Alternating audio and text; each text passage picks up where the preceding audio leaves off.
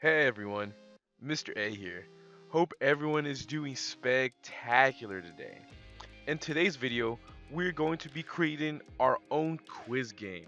So we're going to be coming up with some cool questions to ask ourselves, our peers, or our parents to see how much they know about the world, right? So let's go ahead and jump right to it. When I start a new line of code, remember, we always have to grab an events block first. Now, I'm going to be going to my sensing blocks and I'm going to be grabbing my ask block. So what this ask block does is it asks a question and we're able to give an answer and do whatever we want with that answer. So let me show you how that works a little bit better. In this case, the ask block is asking us, what is your name?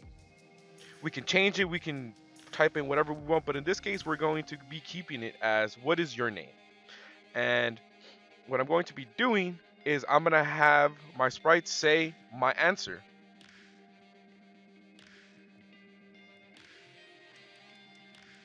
Right? And now how do I have my sprite say my answer? I'm going to go ahead and grab the answer block and have it say my answer. So when I go ahead and press the space key, it asks, what is your name? In this case, Mr. A. And see how it said what I typed in, right? So that's how the ask block works and the answer block works. Now let's go ahead and start creating our own quiz. So I'm going to be getting rid of this say block and I'm going to be asking a very simple question. So simple that anyone can do it. So let's go ahead and ask typo, what is 1 plus 1? Obviously we know the answer will be 2. So how can we have our sprite know that the correct answer? So if we go to control, and remember, we're going to grab the if, then else. So the if, then else condition statement block is if the statement is true, then it will continue to proceed when the statement is true. But if the statement is not true, it will perform whatever is in the else block. Let me go ahead and show you how that works so it makes better sense. So if my answer is 2, I'm going to go to operators, grab the equal sign, and on one time I'm going to be putting my answer, and what is the answer supposed to be? 2. So go ahead and change that to 2. If my answer is 2, then I'm going to be saying yes, correcto, you're correct, correct.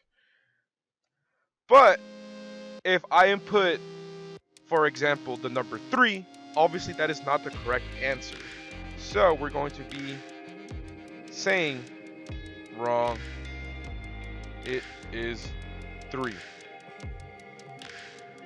So now when I go ahead and press my space button, it asks the question, what is 1 plus 1?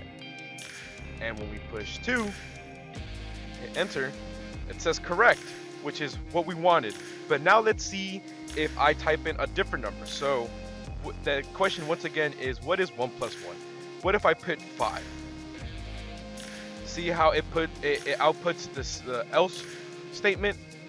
So if the answer was not correct, in this case, when we put 5 instead of 2, it's going to say wrong, the answer is 3. Now let's go ahead and add even more. So what I'm going to be doing is I'm going to be just waiting 1 second just so my transitions could be a little smoother between questions. And I am going to be asking another question.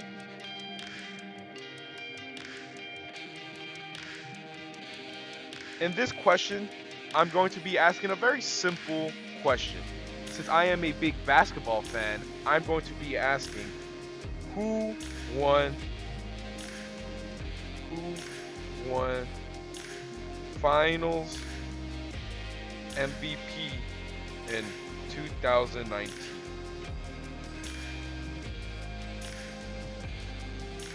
And we're going to be going and grabbing our if then else block. And in this case, with my operators, the answer to the question is Kawhi. Kawhi is a basketball player who played for the Toronto Raptors. But one thing that I want to show you guys is we can go ahead and grab this OR block. When I get my answer, I'm going to say bingo or correct. And if it's else, if the answer is wrong, I'm gonna say wrong. It was Kawhi. And if my answer is correct, I will be switching my backdrop to a win screen.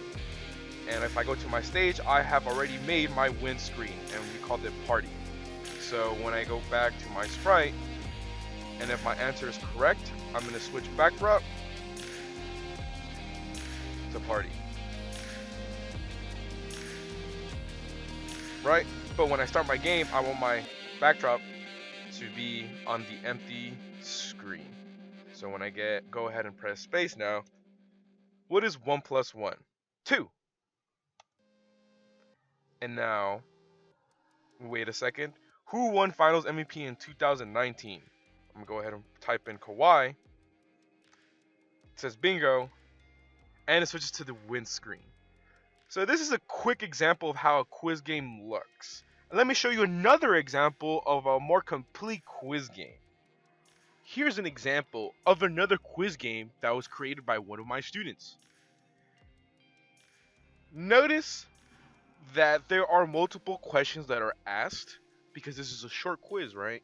Which is pretty awesome. And as you can tell, you can kind of tell this is a little bit of a basketball theme. And another thing to take a look at is they are using the OR block. So they want to make sure that they can have two different answers, one with the uppercase and one with the lowercase. Let's see how that looks like when we run it. So to start my quiz game, I'm going to go ahead and press space. Let me try that one more time. There we go. Who was the cover of NBA 2K11? Michael Jordan. Correcto.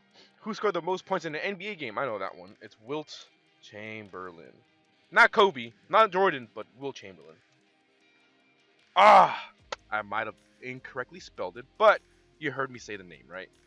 Who is the person that came up with calculus? For all you younglings out there who don't know who Isaac Newton is, I suggest you get on Google and do some research. Isaac Newton? Yes. And did I play high school basketball? I don't know. Did they play high school basketball? I'm going to go with no. Nah, I got skill. See, and there you have it. This is another great example of the quiz game. So my challenge for you all is I want you to create your own quiz game. It could be themed about anything in the world. It can be about food, sports, video games, anything you'd like. And once you're done with the program, go ahead and submit a video or a screenshot of your quiz down in the comments below. I will see y'all in the next video.